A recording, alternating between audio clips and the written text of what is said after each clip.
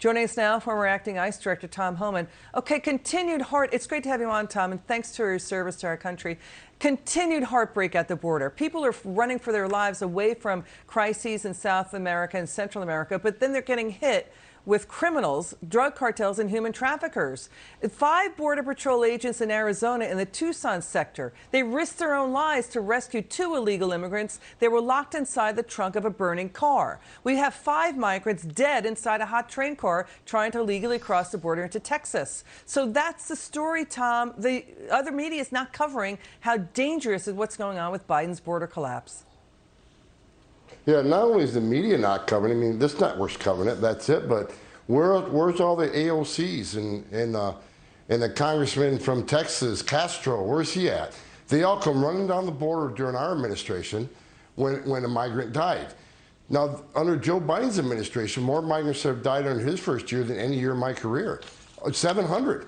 And they're not saying a word about it. You know, this border policy, open borders policies, when you open the border like you did, and Joe Biden makes the promises he made, and Secretary Mayorkas refuses to detain him, he wants to release him as quick as possible, the most vulnerable people in the world are going to put themselves in the hands of criminal cartels who don't care about them. They will leave them stranded on the trail to die. I've seen it in my own career. I've held many dying children in my career, things that I will never forget that haunt me to this day, which is why I'm so emotional about this subject.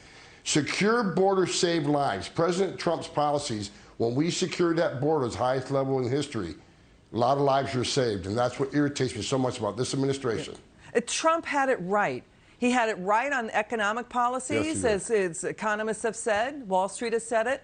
He has it right on the border. His policies were right about the border. Now we've got Florida Governor Ron DeSantis saying he's done. He's saying that Biden has done more to help the cartels than anybody he knows. And he's saying, listen, if you start with this border collapse that's coming, we're going to send illegals out of Florida to Biden's home state of Delaware.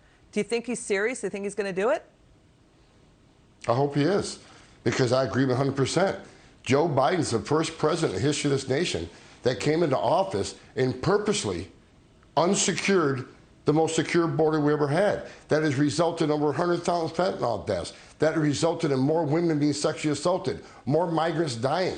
I mean, Joe Biden has taken the most secure border that we worked very hard to create and destroyed it on purpose. And to this day, 15 months into office, neither him or the secretary can point to one thing they've done, enforcement strategy, to slow the flow.